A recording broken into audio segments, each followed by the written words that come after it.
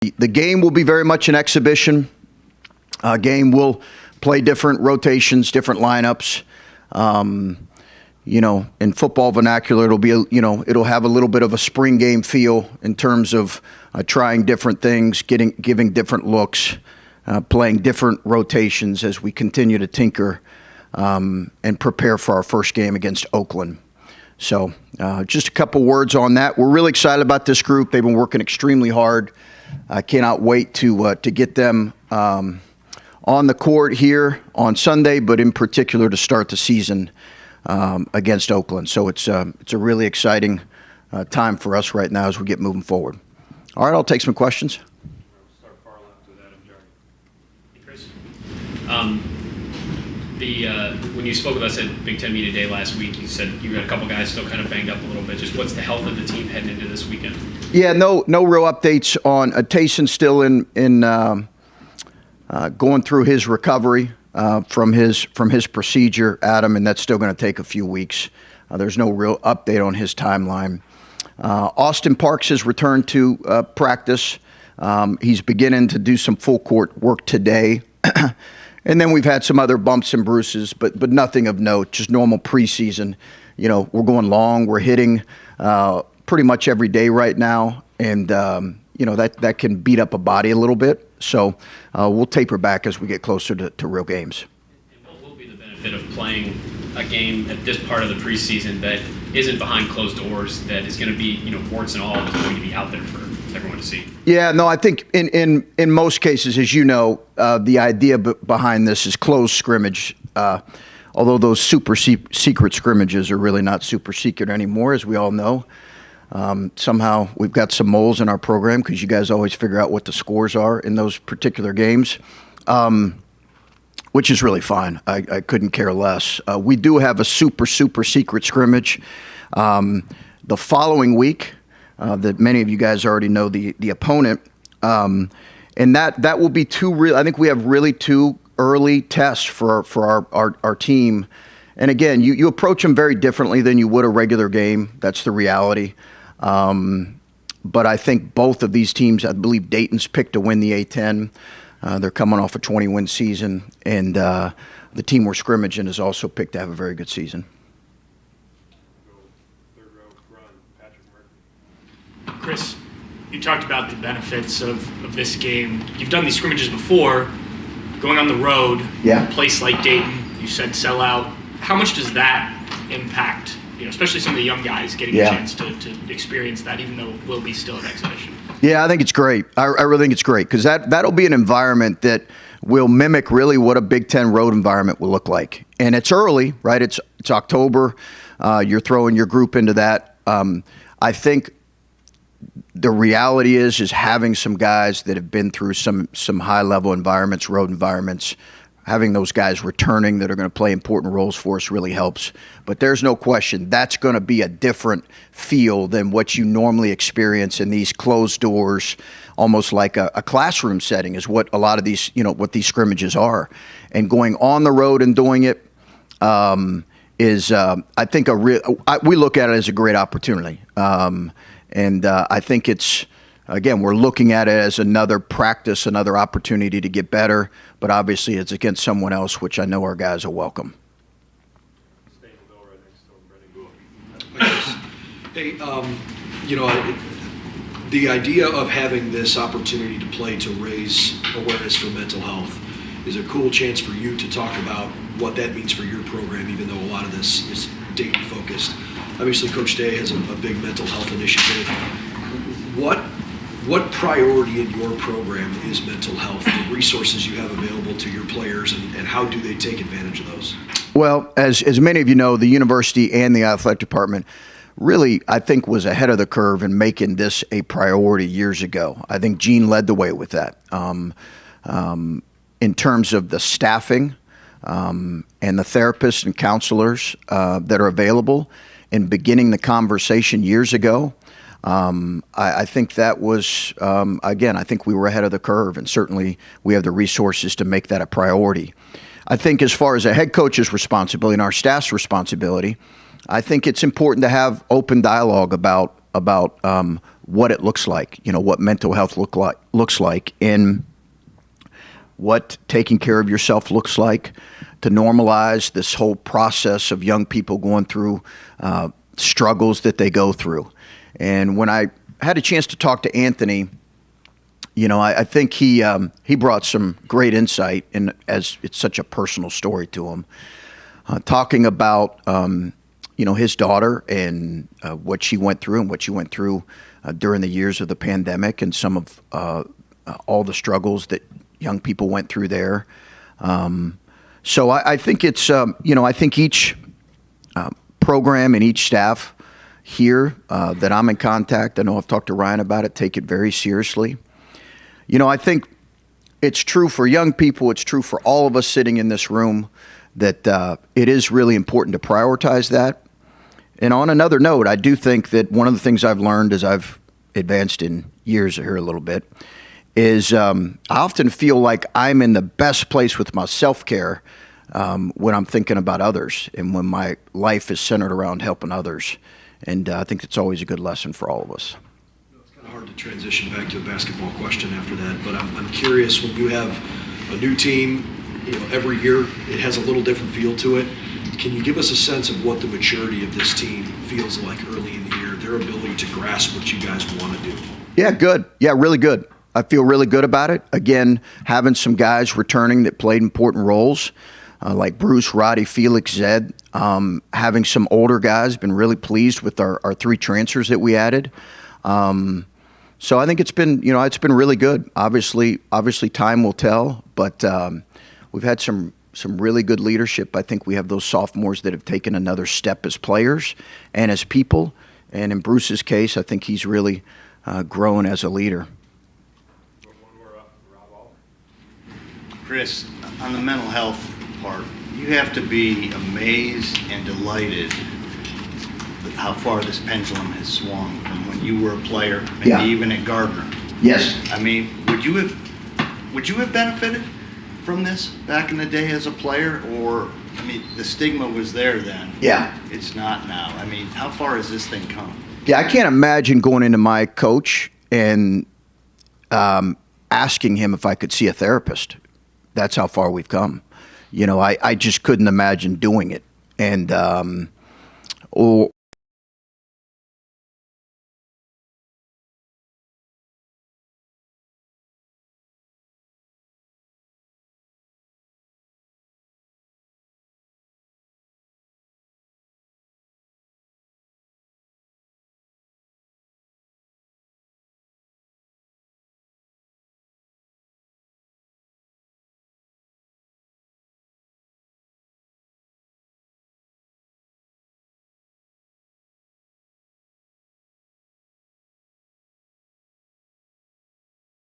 from Dayton fans about never playing them,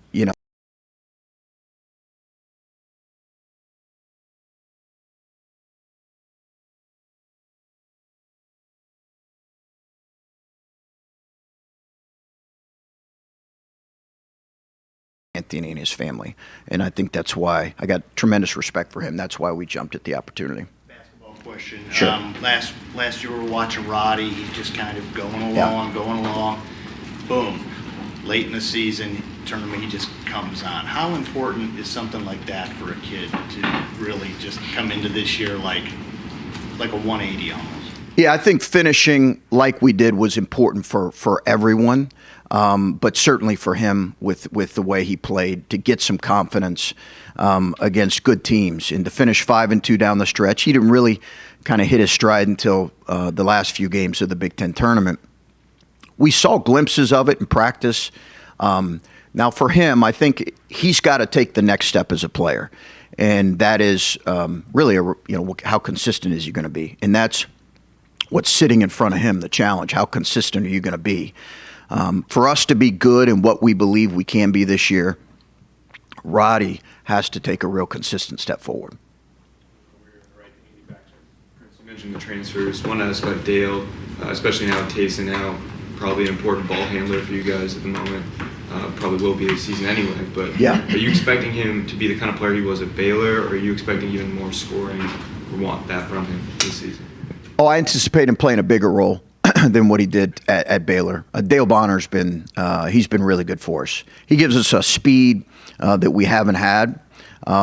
He's the fastest player we've coached here from end to end for sure. He just has tremendous quickness and speed with the ball. And he's a little bit slight in build, but he's been able to really shoot the ball. We're going to need him to play a bigger role. You know, he's playing behind a couple NBA guys there at Baylor. We're going to need him to play a bigger role, and I think he's ready for it.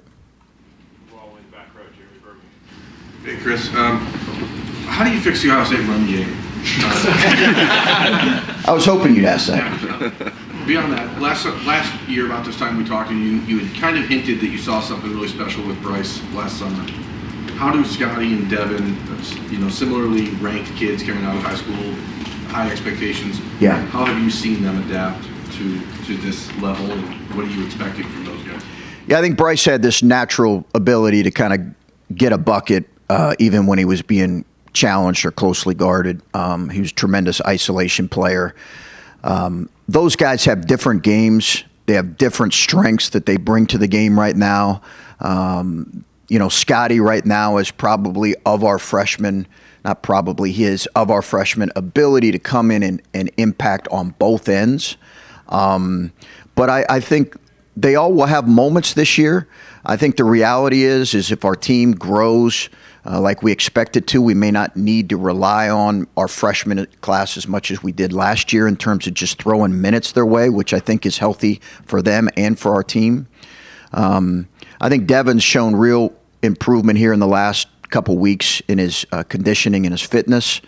But again, I think that's a high bar just in terms of Bryce's proficiency scoring to place on anybody. But they have different strengths that they bring, and certainly both of those guys will impact our team. You and Ryan Day, it seems like there's been a little bit more simpatico, the podcast stuff that he was on, over the summer. You guys, obviously, as a program, need the football program for recruiting visits. And how vital has this relationship been between the two programs in the last few years? Well, since I've been here, really. I mean, Urban was tremendous as soon as I got here. We've since stayed in contact and stayed in regular communication. Never forget him coming over. I think he was working in the office, came over during the Michigan State game when we beat him there. But those guys have, both of those guys have been great. They've been, our wives, we have dinner together. We built a friendship. I think there's a commonality in terms of, being at this place. And I think it's grown into a really, beyond just a working friendship. It's grown into a friendship. So big fan of him, big fan of his leadership, and can't wait for this weekend. Hey, Coach. Obviously, this is the third season in a row where Dayton has sold out their regular season schedule. They love basketball down there at Dayton. What kind of elements of their culture would you like to have emulate up here at Ohio State? Well, I love their arena. Excuse me. Love their arena. Love the size of it. And I love ours as well. I just think they have a pretty compact place. Had the chance to see it for a minute over the summer. And we know for years, right, for decades, not years, for decades, that place has been really passionate. I think they have, one of the great basketball fan bases, and most people who follow college basketball know that. They have one of the great basketball fan bases in the country. And I'm really excited for our group to play in front of it because it is a tremendous following. So, kudos to them for doing that. It's been that way for years now. They're pretty consistent in that, as they always have been. They love their basketball, and that's part of the reason why the first 4 games have been there in the NCAA tournament. Your team had an exhibition again last year against Chaminade, objectively a lower caliber team than Dayton. How important is it after a disappointing record last year to open your season against higher caliber teams like Dayton and the double secret scrimmage team? Well, as I mentioned, it's an opportunity for us to get a chance to see how we perform against a really good team, a team that's expected to win their league and be an NCAA tournament team. I think that gives you great feedback. Again, it's not. It'll be coach differently than a regular season game. That's the reality of it. We'll look at different rotations, different lineups. We're not going to play guys as much as we would when we open against Oakland, but it'll give us a really good test and information to take back. Hey, Chris. Simple question, maybe not a simple answer. What are you hoping to get out of this game? You mentioned different rotations and things, but on individual kind of guys and play in basketball, what are you hoping to get out of this? To see how our guys respond in that element against another good team, against the physicality that they're going to bring. They have a really good frontline player. You know, it'd be great for us to see how our guys operate against a really good frontline player, as well as a talented guard. They got a couple preseason all-league guys. So anytime you're going into this, you only look at it as a coach and as a really positive thing, because you get all of this immediate feedback that you can take back. And in some cases, if you're struggling or if a guy's struggling, you might leave him in there a little bit longer, just for him to experience and work through that a little bit. These are the kind of environments where you do that. Real quick on the mental health. I'm sure you've talked with the guys, and they know the story, and they know what you guys are doing and why. How important is that at the beginning of this season for them to have those conversations with each other and begin that bonding and building and getting to know each other on a different level? Well, I think that takes time, as you know, Whitney. That takes time for teams and for guys. We did a cool thing here a few weeks ago where we spent some time away from campus, away from their phones, which was really well received, as you might imagine. And it was a really good thing. But I think those kind of conversations, how personal those can be around mental health and maybe what a kid's struggling with, they take some time to develop. And I think we're getting there for sure. Yeah, Coach. Felix Akpara, just curious about him now 3 weeks in or so. Are you getting the sense that he's making that step to where he could be a 20-minute, 25-minute a game type player? Because when he played those kind of minutes in the tournament last year, it felt like he was changing games and impacting games. Yes. He's able to stay on the court. Yes. What do you like about him, I guess, if he's able to do that? A lot. Yeah, I like a lot about him. Just what you said. He impacts the game in a lot of ways. And I think for us, he's going to need to be able to play those kind of minutes consistently. He is, he's still his offensive game is still evolving, and he's got to make sure he understands kind of who he is and what his strengths are. But his offensive game is growing and evolving.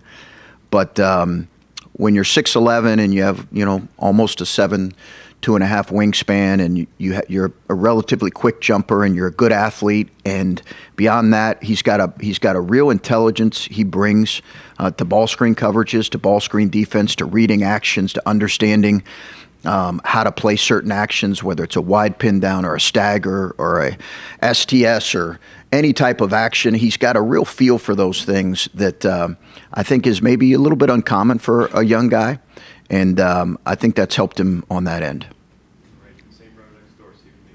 Just following up on Devin and Scotty, Bryce and Malachi kind of got thrown into the fire. It worked because they're one of them NBA players. So yep. Is there a benefit to having guys in front of Scotty and Devin where they don't necessarily have to get thrown out there from day one and they're asked to do more? For sure. In both cases, benefit for our team and benefit for them. Because if you remember back to Malachi struggled up until January. Struggled. He played like a typical freshman up until January. And he benefited when we beat Duke here when they were number one in the country. Everybody was focused on other guys, E.J. Liddell, Kyle Young, Zed Key, and he was able to benefit and slowly come along and then really hit his stride. I think if you're going to have a good team, you have to be relying on your older returning guys at this level and then hope that your freshmen gradually come along. And that was the case in Malachi. Bryce had some maybe bigger, earlier moments in terms of scoring. But I think in a perfect world, you have some guys that can kind of help bring them along, and at some point they hit their stride. And as we all know, Malachi, we turned things over to him late in games. The Indiana game here when we beat him, we kind of turned things over to him, and that's when you started to see him really come into his own. to do that, but if they had to, could they? Well, that remains to be seen. Yeah, I think it's too early to tell. And I think again that's a lot to put on them. I want them just to play to their strengths right now. I think that remains to be seen. Yeah, I mean, when you're looking at how this lineup could be constructed, there's a lot of different options you guys have, especially, in the front court. Just, I guess, how much experimenting, obviously there's going to be plenty of it against Dayton, but how much do you keep the starters out there and guys that are, you see as big-time contributors for this season and kind of move them around as opposed to playing younger guys? Yeah, I think there'll be more mixing up than what there will be in the Oakland game in the start of the season. I think there'll be more changing of lineups. Who we start in this particular game may not be who we start in 2 weeks. Very well could change. That's not decided yet. We still have a number of practices. We have two exhibitions, so there'll be a lot of tweaking and moving around. A few minutes ago, I heard you talking about hitting. Is that what you said? Yeah. Or is that kind of because you're in the Woody? You're talking. Yeah, partly. Partly play. I always consider myself a football guy, so I was going to answer the running question. I don't know if you're putting on pads or, you see video over the years of guys whacking dudes. Clay, I was an assistant wide receiver coach to start my coaching career, by the way. Well, let's hear more. No, we should not hear more about that. We should definitely not hear more about that. It was a short stint. Okay, so hitting entails what? So when I say hitting, yeah, it's a good question. It's a fair question. I think right now, when we're saying hitting, it's a lot of scrimmaging. It's body on body contact. It's really a physical practice. So you have bumps and bruises, and we've got guys that are banged up in that area. That was, I think, I mentioned that when I was asked about the injuries. So we have guys that are banged up because they've got bumps and bruises because of the constant hitting that's going on right now. Yesterday we went for about 240. That's longer than what we're going to go in season, and a large part of that was hitting. But that's good prep, right? Sure. I mean, I think that's needed. Coaches vary on that. Some coaches might worry about injuries or just say, hey, it's October. Why are we hitting this much? It's a really wide variety of people in terms of philosophies on what they want to do this time of year in terms of length and the number of minutes they're hitting. All that stuff gets evaluated and talked about in the preseason, but we're doing a fair amount right now. No whistles allowed there, right? No out of bounds, no whistles. Last couple in the middle here. Start with Tony Garrett. Chris, I asked Felix a couple weeks ago what a good number of minutes was for him. He said 20 a game. Sounds like you're on board with that. Is that what you're plotting out, and is logistically that possible? That he would play 20 minutes? Yeah, with Zed and everything like that. Are you confident that you can get that? We'll play the best players the most minutes. Appreciate the question. Yeah, that's what those guys will battle it out. Best player will play the most minutes. Anything else? Yeah. You mentioned that the possibility of a Holtmann home against Dayton. Yeah. How likely is that to happen? What are the upsides? What are the downsides?